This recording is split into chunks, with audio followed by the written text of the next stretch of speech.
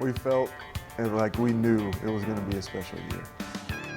Going into the 07 season, we fought through some adversity, we got to a bowl game, and we felt really good about our chances heading into 07.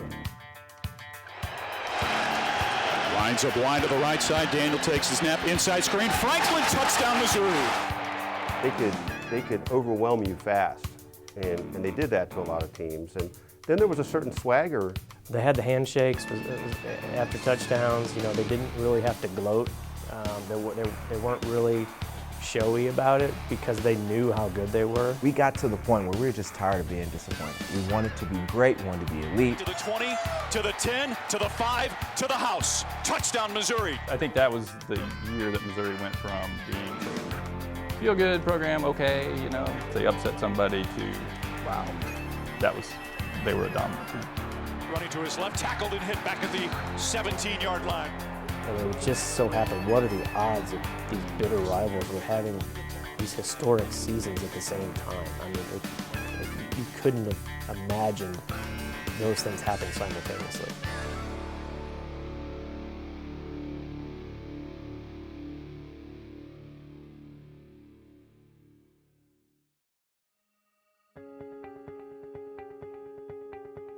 Listen, I hadn't been in Columbia in probably a year and a half, 2 years since we moved away from Kansas City, and you know, come in. First thing I do is go to Tiger Barbershop, get a haircut, and all they want to do is talk about 07 and 08. And it was actually really funny because literally the first thing I did was come into town, right? Go to Tiger Barbershop, and I go in and they're chit-chatting me, and they're like, you know, like, oh, you're Chase Daniel. I'm like, well, yeah, nice to meet you. And we just get to talking, and all of a sudden, like, out of the corner of my eye, I mean, it's a small shop. They have the Cotton Bowl champion trophy up with Steve Redmond holding up the Cotton Bowl trophy. It's like me, Martin Rucker, and like Tony Temple in the top right corner. I'm like, man, I haven't seen that in forever. It's like old and faded. It's like, you know, 10 years old, 9 years old, and they're still, like, guys are still celebrating. The guys still love it. So, you know, we were talking about the 07 team. A few years ago, looking back 10 years, what do you remember from that team? I think Chase Daniel and Jeremy Macklin stand out to me a lot. And Chase Kaufman, he was outstanding tight end. And I mean, at that point, in the season, we weren't even like supposed to be anybody. We were just some, you know, a typical Mizzou football team, you know, destined to go 8-4, and you know, playing some useless bowl game that no one watched except for Mizzou fans. You know, looking back, obviously Illinois, big game early on. Did you have any idea that, you know, this team could score points the way that they scored points? No, I didn't, but they could put up some points, for sure. I think the feeling heading into 07 was that we had a chance to be really good. We had a really great team of senior leadership that really helped us stay focused throughout the entire, I guess, 07 off-season heading into the 07 season. You know, I had pretty high expectations, but I think the big question was 8 wins kind of the ceiling? I mean, had they reached a point where, okay, they're going to consistently win 8 games, beat the Texas Techs and the Colorados and the Kansas States, but kind of fall short of really competing for a division. Sometimes people say, well, we'll get better by the 3rd game. One of my emphasis with our football team, we're not talking about the 3rd game here. We're not talking about the 2nd game getting better. You know, we got to be good now. Will Franklin lines up in the backfield, offset to the right of Daniel. Daniel takes the snap over the middle. Open is Franklin at the 20, to the 15, to the 10, wrestled down at the Illinois 5-yard line. Daniel out of the shotgun. 4th and goal from inside the 1. Takes the snap, straight handoff, fakes the handoff. Now rolls, throws in the middle. Caught. Kaufman. Touchdown, Missouri. Yeah, Kaufman was open way before that, Mike. If Daniel just got up and threw the football, he was open all the way in the end zone. Mendenhall hitting the backfield, spinning, eludes one tackler, but he can't elude William Moore, who drops him at the 36-yard line. We think we really played a real solid football game around all of us. McGee takes the snap, fakes the handoff, keeps it, breaks one tackle. Fighting, loses the football, picked up by Missouri. Running is Pitt Brown with an open field. Being chased by one man across the 40, the 50, to the 40. Pitt Brown is going to take it to the house. 101-yard fumble touchdown. Wow, I'll tell you, wow, that was really something. I'll tell you what. Missouri's defense needed a play because Illinois was making that comeback. He just sees the loose ball there and picks it up and goes 9,900 yards for the touchdown. And that game just totally, the momentum was all back on Missouri's side. But that really was all Chase Daniel. A terrifically accurate quarterback, and he's on the money again, and it's a Missouri touchdown. And there is Jeremy Macklin for the score.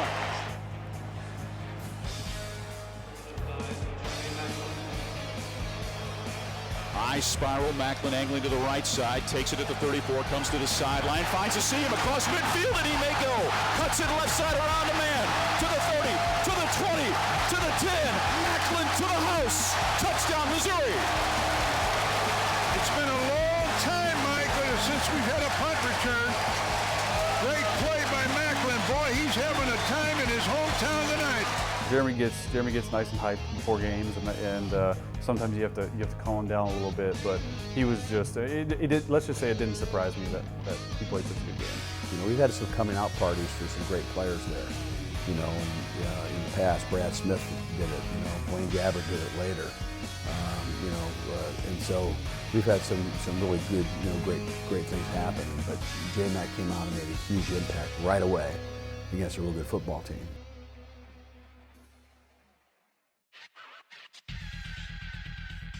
That was the kind of guy that Missouri's offense hadn't really had. You know, and we opened the season up right away, against Illinois, bam, out of the blocks, here he comes, and we go, wow, here, we're gonna have a great player here. Goldsmith back on one side, Macklin trying to get outside to the 10, Macklin to the 5, Macklin to the house. Touchdown, Missouri. He was a big recruit. Oklahoma wanted him, and he was going to go there, and he flips to Missouri. So you know he was good. But then when you hear about an ACL injury, the next year, people often are not. They don't have the same elusiveness as they did before. It takes some time. I remember talking extensively to Dr. Pat Smith about, rehabilitating Jeremy, and Jeremy actually became faster than he was beforehand. I mean, it was like the $6 million man, rebuilt and better than before. And he was everything that people thought he would be. Macklin's separation over the shoulder grab at the 15 to the house. Touchdown, Missouri. They had really good pieces. They didn't have that All-American type playmaker who could turn a punt return into a touchdown, turn a 5-yard screen pass into a 90-yard touchdown. He had the ability to turn any play into a big play. And, as time went on, he did that often.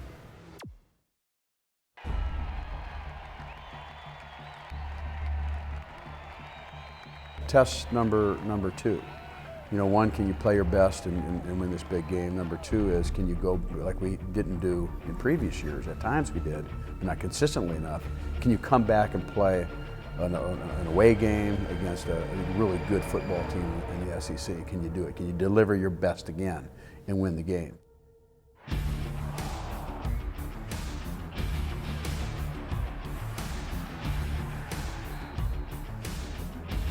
That's the SEC. Those are the big dogs. So what we felt, we had something to prove to them. We wanted to show them what we were about. Well, I think there was a sense that, okay, if Missouri can go toe-to-toe with this team and on the road in an SEC road environment, that would be a huge test because and not to say Ole Miss is on par with the best teams in the Big 12 at that time, but the environment was going to be as good as they were going to see. And that game wasn't really all that close. It's Daniel, pump fakes, look, now Rainbow's right sideline for Bracey, touchdown Missouri. Takes the snap, looking, fade pattern in the end zone for Kaufman, makes the reception, back of the end zone, flag on the play, doesn't matter. Takes the snap, fires, got Rucker in a seam, breaks a tackle to the 30, to the 20, to the 10, to the 5, to the house. As a quarterback, you're throwing, everything's working. The coaches are calling the perfect plays at the right time. We're executing them just like you do in practice. It's just pitch and catch, right? So it felt pretty good. Goes right side, Franklin with separation, touchdown Missouri. His second touchdown reception, a perfectly thrown ball from Chase Daniel. Probably not the best scheduling in the world to go play, Illinois, then go play at Ole Miss, but they're a good football team, but we really played well. And so we get that big win again, back-to-back wins, Now, can we keep improving as a team and getting better? You know, we got possibilities. It was more about just proving that this team was so good it didn't matter who they were playing. I mean, especially on offense. It's not about who we play, and that's how we got to kind of started about that thing. It's not about who we play, where we play, it's about how we play. And can we do that? That's our challenge. Can we get out and play our best games with two opponents that we're better than? Daniel's going to keep it himself. Turns it upfield, got the first down to the 30, breaks a tackle 25-20 to the 15 to the 10 to the house. Touchdown, Missouri. They treated every game like it was, you know, a championship was on the line. And again, that all started with the leadership, not just the coaching staff, but of those seniors on that team, and the upperclassmen, not just seniors, but even juniors too, who realized that, you know, they couldn't afford to take a day off if they wanted to, you know, achieve the goals they had in front of them.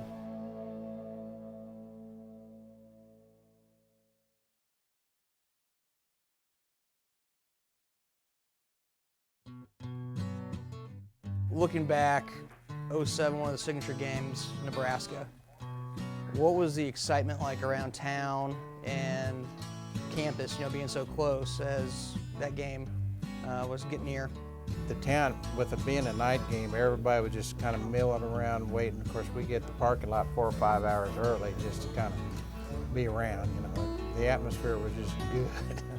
They were supposed to win. I don't think anybody really, I mean, we were kind of like on the radar for being ranked, but nothing really. And then that was like, just absolutely put a beating on them. Yeah, that was good. That was probably one of the best games I've ever watched.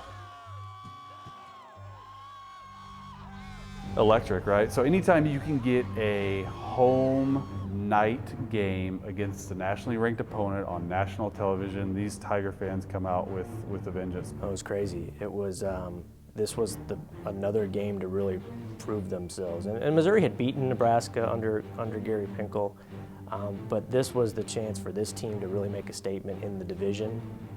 And oh yes, I remember that. You know, and our fans had to, you know, we're learning too. You know what it takes. You know, when they're not used to winning these games. You know, all these games, and you know, and I think they saw this excellence that was happening, and it was electrifying.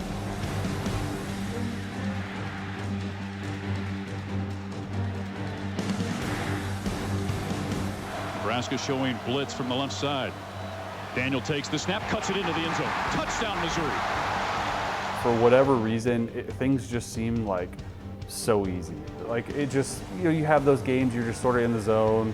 That was probably, like, numbers-wise, probably like one of my best games I've ever played at any level so far. I mean, so it was fun. Daniel looking right, pumps now back to the middle, wide open. Kaufman, touchdown in the back of the end zone.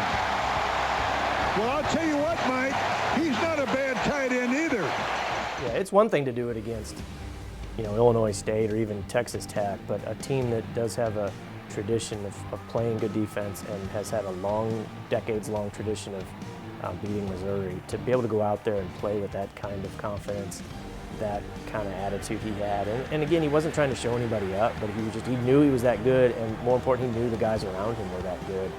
And it really showed on the scoreboard. And when you're outscoring people like you're doing, sometimes you kind of forget about the defense a little bit. But we were playing much better defense that year, and it was neat to see the defense, you know, certainly take much pride in their contributions to each and every game. That game, I mean, KU game is obviously the biggest game of the year, but that Nebraska game is my second KU game. Playing man on the corners. Temple on a reverse, now flea flicker. Daniels throws downfield, and it's caught by Missouri's Rucker at the 24-yard line, wrestled down at about the 22. I'm pretty sure we were up like 2 or 3 scores, and to me that was just icing on the cake, right? Like a lot of people are like, oh, like why are you running this? And like, you never know with teams. Like college teams can score 21 points like that. Like it's nothing. Good snap, good place. Fake, get it to Rucker. Turns it upfield at the 5, gets into the end zone. Touchdown, Missouri. Yes. By any means necessary, put this ball in the end zone. And if you have a chance, run over as many Huskers as you can on the way. I remember Gary, the camera kind of caught him smirking a little bit after that went good. And this team really was enjoying this success. I think you can't deny the fact that they were recruiting against these guys, and it was still a competitive environment. And that was his way of saying that there may be a new king in town here.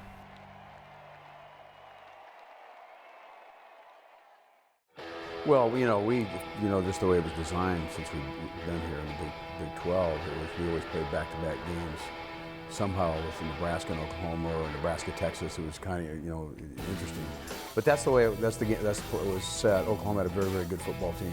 Well, Missouri wasn't afraid of the moment there, and that was a great Oklahoma team, and they went there, with dead set on winning that game.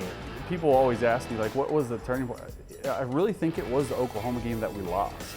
We were down a little bit going into halftime, and it was a one-possession game going into the fourth quarter, and we're winning almost. We're right there with them. But Missouri didn't come out of that game thinking, oh gosh, the best team definitely won.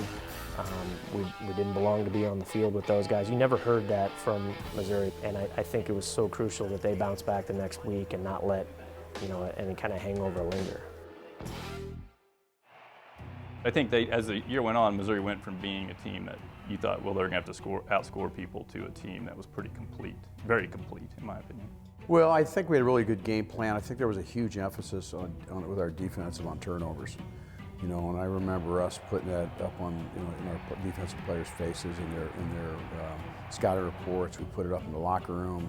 I talked about it in our Thursday team meeting. And they put Pig Brown on Michael Crabtree and basically said, you cover the best receiver in the country, and the front will harass Graham Harrell and try to give him as many fits as possible, and that's what they did. I just thought it was really great because we placed this emphasis on getting these turnovers, and at the end of the day, that completely flipped the game and allowed us to win the way we did.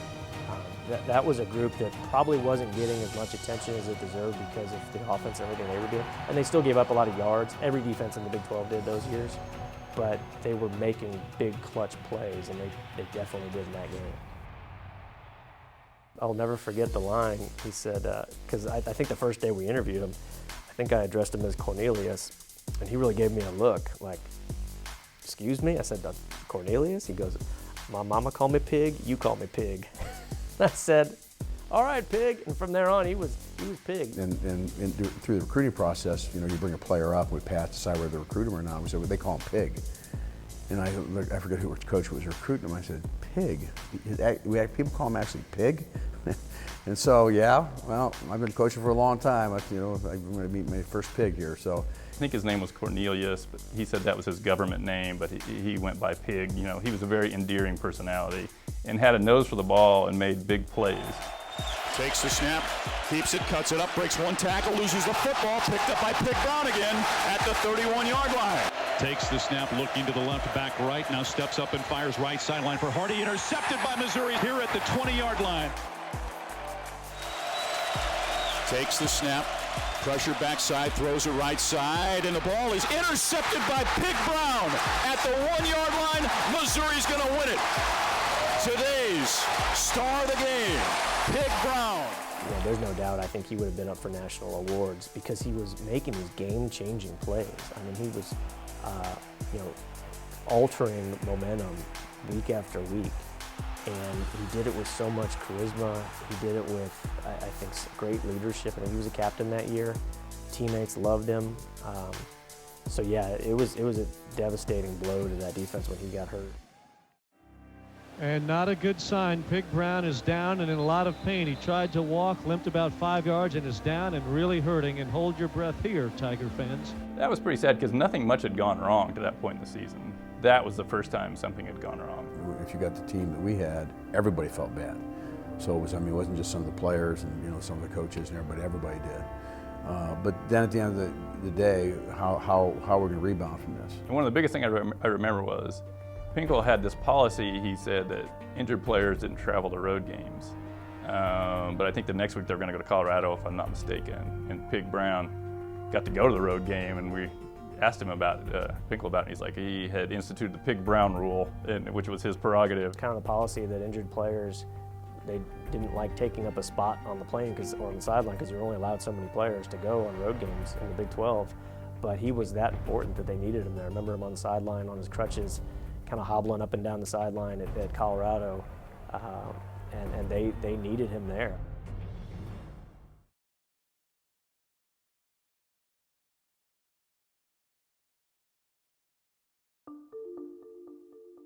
You look at this team, you talk about the offensive weapons. I think one that, I think about at least is Chase Kaufman.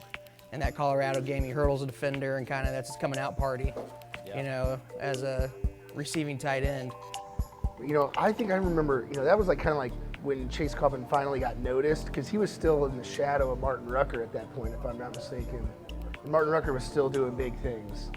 And Chase was supposed to be like the guy that was he was going to be finally like the tight end who was going to be an NFL ready tight end. Yeah, that was good. I've been to several of the Colorado games, and sometimes they were always tough. About any game can just be tough. It's just, to be up for the whole thing was just good. Going to Colorado, we hadn't won in something like crazy amount of time, but the fact that I don't think Colorado was super good that year, but I remember leading to the fact that their defensive backs were talking a lot of noise in the media and letting me know, and we're just over here, me, Jeremy, and Chase and Martin and all of, why are they really talking like that? Rushing three, cheating up three linebackers. Here come Dizon, pumping Daniel, throws the right side. Franklin separation over the shoulder grab at the Colorado 40 to the 20 to the 10. Wrestled down from behind. Inside it appears the 5-yard line. They came out and played man coverage the entire game, which I probably wouldn't suggest against those type guys, but they just pounded them every way imaginably. Chase Daniel had another great game. Chase Kaufman had a huge game. Yeah, he was jumping over people. Chase was jumping over people. He was making one-handed catches in the back of the end zone. He must have been upset about something. I don't know what it was. Takes the snap, moving the pocket right, pulling back to throw, looking, got a man on the sideline. Kaufman at the 11. Kaufman hurdles a man at the 5, fighting for the end zone. Touchdown, Missouri! What do you think of that, Mike? That was amazing. How he kept his balance, how he hurled over 3 defenders, did 2 spins and got in the end zone was amazing. But what might have been more amazing, I think, is his last touchdown, the one he stretched 10 feet in the air, tapped one toe, literally his toe tapped. When I let that ball go, I still remember I completely threw it way over his head. But he was, arguably as gifted as a pass catcher as any of them, but even anybody that's come through this program. It's unlike anything I've seen, especially from Missouri. Well, the most memorable thing is just the dynamic attack and how many different ways they could score so fast. We had so much talent, and people were trying to compete at all times. Coach Pinkel and the staff did a great job of getting us to compete every single day. Looks, floats it back of the end zone. Kaufman leaping grab, touchdown Missouri. Daniel takes the snap, looking, throws it deep, seam pattern. Macklin separation over the shoulder grab at the 15 to the house. Touchdown Missouri. Gets to the 10, bounces it outside, breaks a tackle at the 5, touchdown Missouri.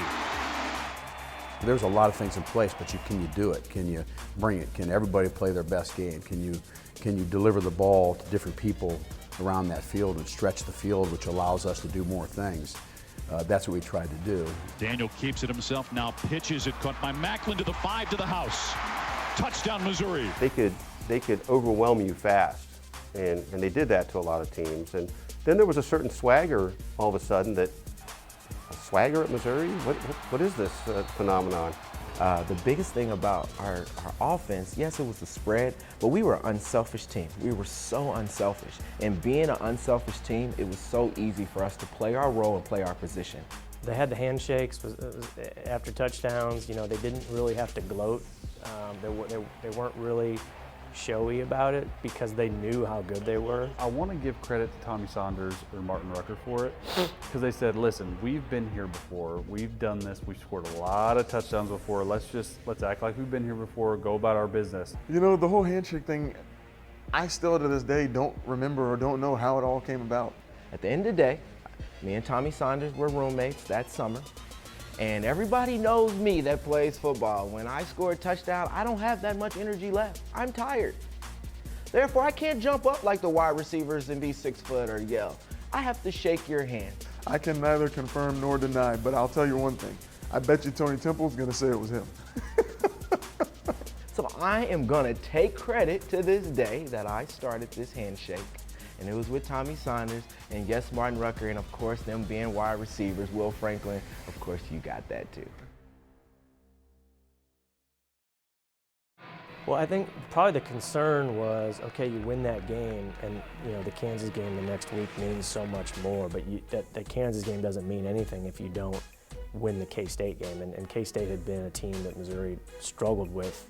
Well, I think that's in November too, and we always said that those who win in November will be remembered. That was a thing that we talked about, and I think you look back and those good teams will finish. It was pretty easy to stay on track when you knew what you had in front of you, but we had such good leadership to stay grounded and just focus on that game. Twins to each side, takes the snap, here comes the blitz. Daniel unloads it over the middle, sliding grab by Macklin, touchdown Missouri. Across the 10 to the 15, hit at the 18, trying to spin, breaks free at the 20. Macklin to the left sideline, 35 to the 40, outruns the defender. Jeremy Macklin is gonna take this to the house. The wildest thing that day was the K-State crowd chanting "Beat KU" late in that game because they didn't like Kansas any more than Missouri fans did, and they knew what was next on both of those teams' schedules.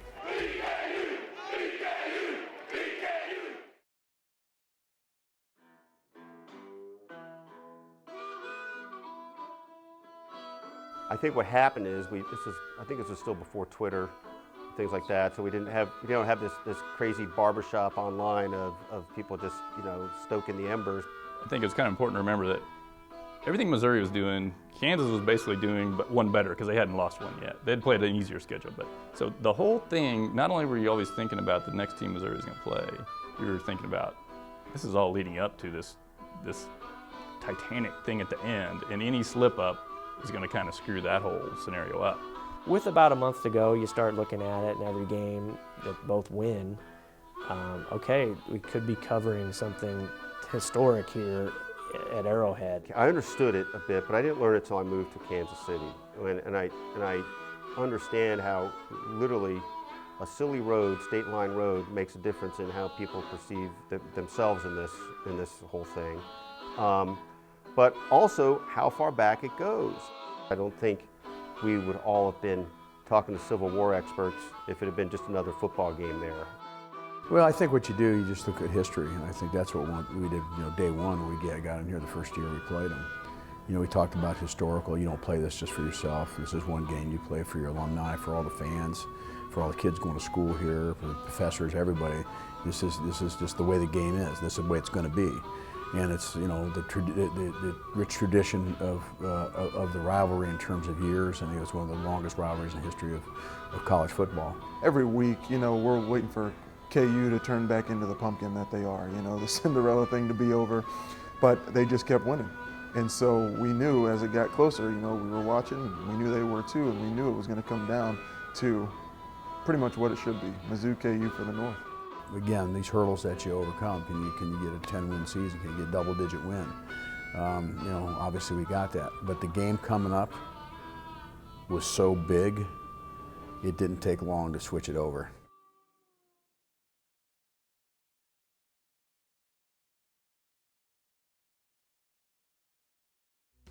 We were just waiting for that. All week I was waiting for that. One of my license plates on my car is burned KU.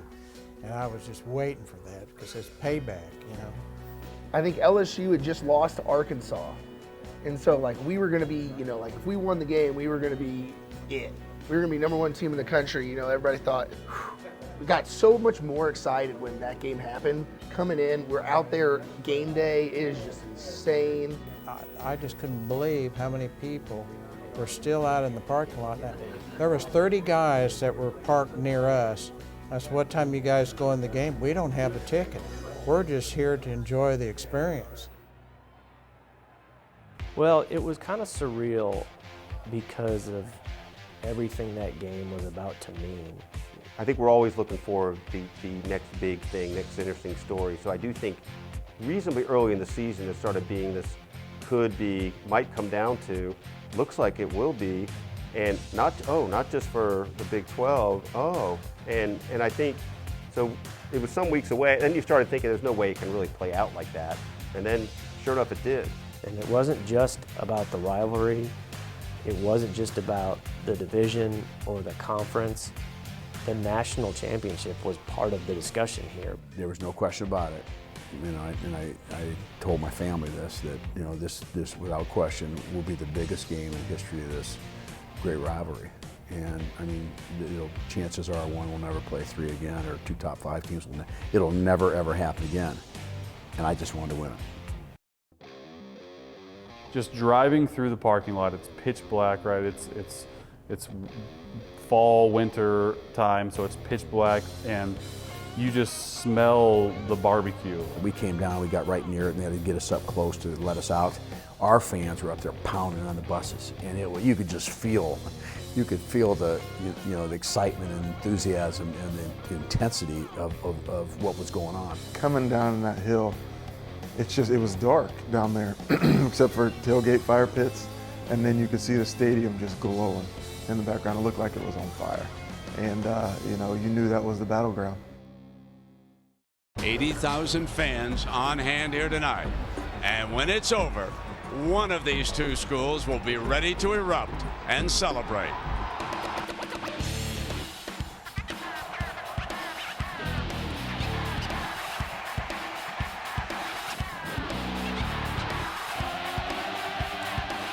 Diving end zone, touchdown Missouri. Martin Rucker. Play fake McAnderson, end zone, picked off, intercepted by Moore, his 7th interception of the season. The All-American safety does what he's been doing all year. 3-man rush. Daniel still looking for somebody open. Retreats, on the move, complete. Alexander scores. Scramble around a little bit, try to make a play, and Denario just comes right in my vision. All of a sudden, I mean, I think it was like 12 or 13, 14 seconds after the snap. Find him, he's able to sneak in. So that was probably one of the cooler plays that I can look back on and sort of remember in my entire college career. Throws middle, intercepted on the deflection. They made some plays on defense that kind of turned once you're up 21-0, then you can afford to make a few mistakes. Jackson behind him, hands to Jimmy Jackson running left. Does he break the plane? Touchdown, Missouri. They've got a 3-touchdown advantage now, Kirk. It's all uphill for the Jayhawks. Pretty unexpected. I mean, this was a pretty good Kansas team that was explosive offensively and good defensively. I mean, I thought they reacted well. They came back, and it was, by the end of the game, there were some nerves involved. Was Missouri going to hang on to this? Because Missouri started sputtering a little in the second half, too. Trying to apply heat. Briscoe throws in zone, touchdown. I was hoping that they were going to stop them early and that it wasn't going to be a dink and dunk and get out of bounds and it was going to drag on longer, because I think there was only 17 seconds or so left on the clock, but that's just enough time for something stupid to happen. Trips to the right, Meyer to the left side. Reese being chased, hit in the end zone, safety, ball game, bingo! Mizzou is going to knock off its arch rival.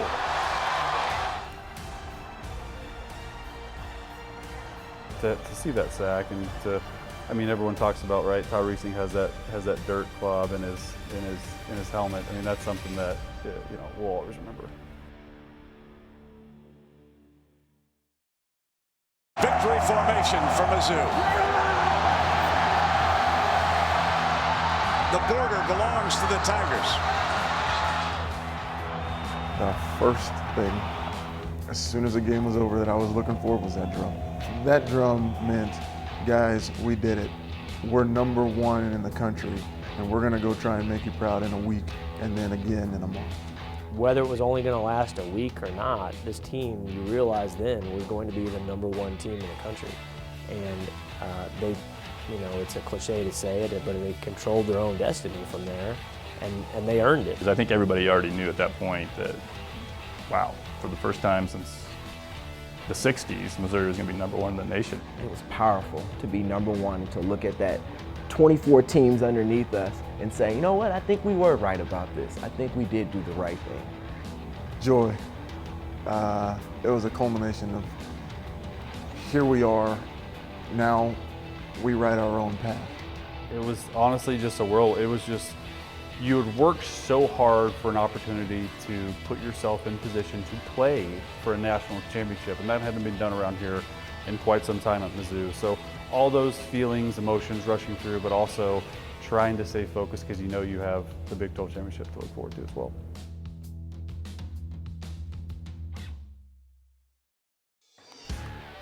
Chase Daniel was at his best in the biggest moment in his biggest game ever, and this is going to vault him into the Heisman Trophy conversation. And I remember Gary Pinkel saying in the bowels of Arrowhead afterwards, he's like, if there's a better quarterback out there in the country, I haven't seen one. You just saw it right there for 3 hours.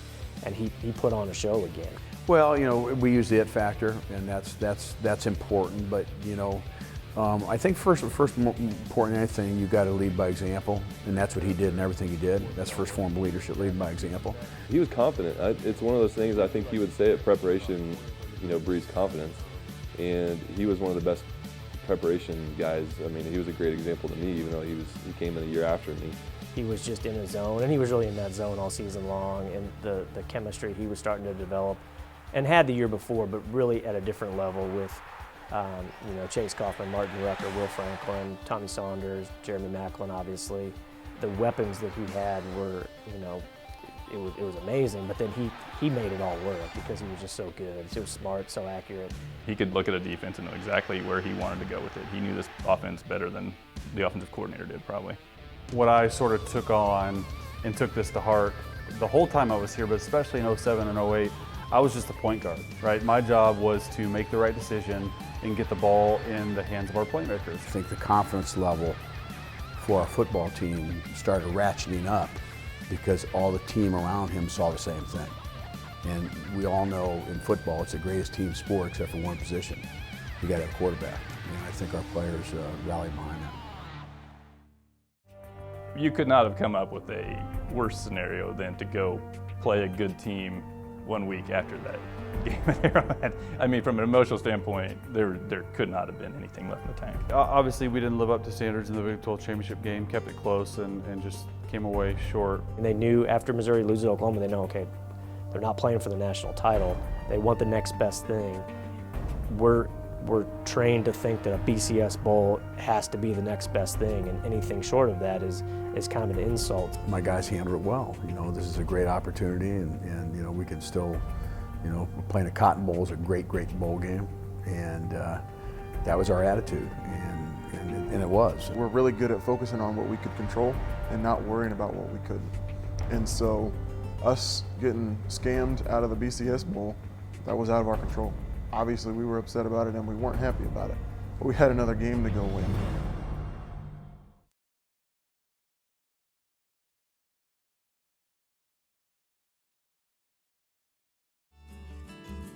What does that team mean to Columbia? And that was the one where we rolled over Arkansas at like 9:30 in the morning on New Year's Day or something, wasn't it? Yep. I remember a lot of people were thinking that they would be so hungover from New Year's Eve that they wouldn't make it up in time to watch that game. But yeah, if I remember right, it was just a total mop job. And I think Gary was really smart to not play that card with his team, not play the, hey, you guys are upset, let's take our frustration out on Arkansas. This is no good for us. You know, we got screwed here. He didn't do that at all. You know, I'm thinking, you know, our guys can understand how big this game is. And so what we did is, and I did it in my office, and then took it to the staff meeting, we talked about it, and then came up with, and I think talked to the seniors, and then we came up with this list of you know, why this game's so important. So I think people got over it and said, you know what, we can still finish this season top 5 in the country. We can still put an exclamation mark on this season. You know, one thing we also said, we can be probably very possibly in the top 5 ranking. We put that in there also. So that was just to present how big this game is. I don't care what anybody says out there. Are you kidding me? Look at these things. And, you know, it was pretty cool. All we heard all week was woo pig suey and let the big dog eat, and how the SEC was grown man football and the spread offense wasn't ready for it. And so that really got us focused on that game in a hurry. It was just like, let's just go handle business. Like, let's just go and win a game and put ourselves up in position for starting out 08 strong. You know, you watch that game unfold and you're like, okay, there's two teams here. One looks like it's really interested in playing in the Cotton Bowl. One team looks like it's ready to get into the offseason. It really, to me, looked like one team really wanted to be there and one team didn't. On third down on the opening drive, tight end tight to the right, backfield in the eye. Draw play for McFadden, hit in the backfield. He's going to be dropped for a yard loss. Back to the 17-yard line, Sean Witherspoon. Baston and Gaines, the two interior tackles, play action fake. Dick hit as he throws the football, and it's almost intercepted just beyond the outreach arms of William Moore. Arkansas the entire game was putting 5 in the box and playing like a 2-man coverage in the back end, and we started off the game trying to throw it, trying to go. It wasn't my best throwing game by any stretch of imagination. It was really windy that day. And literally, I know Chase, he had Martin Rucker right over the middle, and it's something he doesn't miss, and it just floated over the top. And I never forget going to the sideline, he calls Coach Yost, he tells Coach, he's like, listen, let's stay on the ground, let's run the ball. He's been hitting 8, 10 yards at a time, let's just stay on the ground. I remember, you know, it was very interesting because they really, I mean, they covered us pretty good. They backed off everybody. I mean, almost to the point where they could care less if we run the football. And so we start running with Tony, and it's working. I remember Dave Yost, you know, said, you know, we should start throwing the ball more. And, you know, Dave and I are on the set, you know, talking. And I said, no, this is working. Let's just keep doing it. Running left is Tony. Bounces it inside, breaks a tackle at the 20, gets to the 15, left sideline to the 10, to the 5, puts the shoulder down, into the end zone. Touchdown, Missouri, on a terrific run by Tony Temple, the senior from Rockhurst High School in Kansas City. And Missouri strikes first here in the 72nd Cotton Bowl. To his credit, Dave Christensen was, you know, smart enough to say, just keep hammering at the Temple. And they did all day long, and he had just huge holes. Arkansas never adjusted. Temple gets the snap, running left to the 30. Temple left sideline 25, breaks a tackle to 20. Temple to the 15, puts the shoulder down, bounced out of bounds at the 4-yard line by Richardson. Macklin in motion to the right side. Daniel hands to Temple running left. He stiff arms a man at the 3, dives across the end zone. Touchdown, Missouri. Temple on the zone play running right, gets outside, turns it upfield to the 30. Temple right sideline 25, cuts it inside at the 20, off a man at the 17, and he's out of bounds. Temple offset to the right of Daniel on his 3rd down and 1. Hands to Tony running left. Breaks a tackle at the 3, skips into the end zone. Touchdown, Missouri. His 3rd rushing touchdown of the ball game.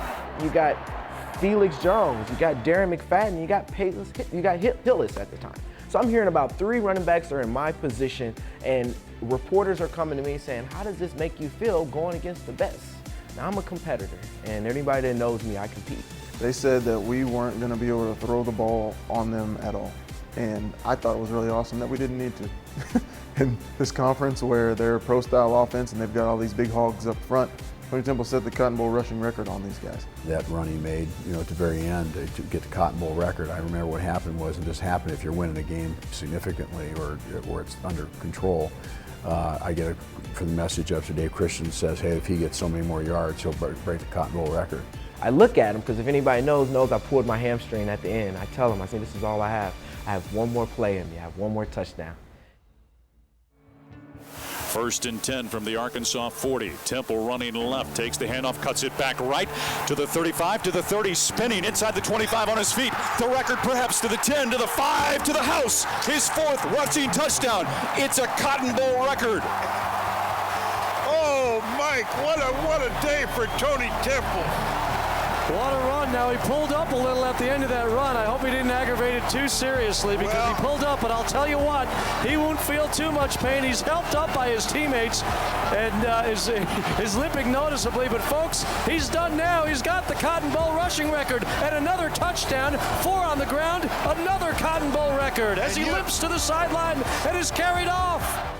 We were just like, man, this guy's our battle horse. We just carried him off the field. Like, it that is a cool little memory for sure. For them to grab me, to swoop me up, Chase Daniel being a leader, being a Heisman, I mean, that's not in people's character to do that, but that was our leader. That was in his character to do that. Well, that was what that team was all about. I mean, they knew that he played a big role. They could recognize what he was doing that day. He ends up going over 1,000 yards for the season with that game, and really one of the great single game performances, I think, in Mizzou history.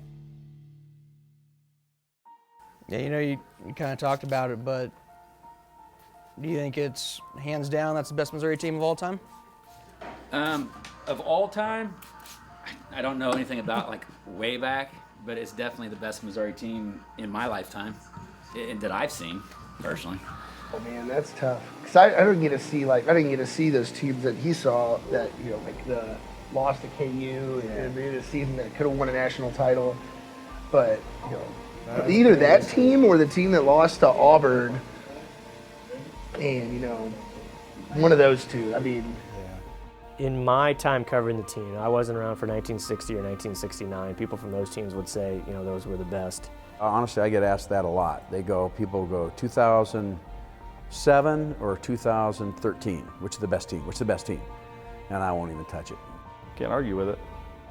I go with 07 just based on the offense. I mean, you had that special collection of Macklin, Kaufman, Rucker, Franklin, Saunders, and then, oh yeah, by the way, Chase Daniel, who threw for 4,300 yards that year and, completed 70% of his passes most games. I mean, he was the best I've seen at Mizzou, and I'll lean towards the team with the elite quarterback. I mean, listen, I'd love to be known as one of the best Tiger teams of all time. I mean, that's a compliment. Sometimes it's really hard to judge a team until you look back on the past. And I think you can measure that team up with anybody even today, and we would still be competitors. When you build a program and you want to win championships, compete for championships, which is very difficult to do to get at that level, that was the plan. It wasn't planned just to win some games and go to bowl games. It was try to win championships. I think it established Pinkel maybe as something more than what he had been before. I think that established him as being, one of the guys you talked about as certainly maybe a top tier college football coach. There were so many leaders. So usually on a team, you have one or two leaders and everyone's followers. And with this team, I mean, there were 10, 12 guys that guys around the locker room looked up to, and everyone had their sort of niche. And the biggest thing I take from that is that you can accomplish anything. Don't let anyone tell you that you can't accomplish your dreams, no matter where you're at and where you're going. Mizzou was special this year, and they're going to continue being special. And so I'm glad I was a part of that. That changed, I think, the perception of Missouri's program a lot, that they weren't just a team that could win on Saturdays, they produced guys that could play on Sundays. That 6 years, 7 years there, I think really changed how NFL teams and NFL franchises viewed the Missouri Tigers.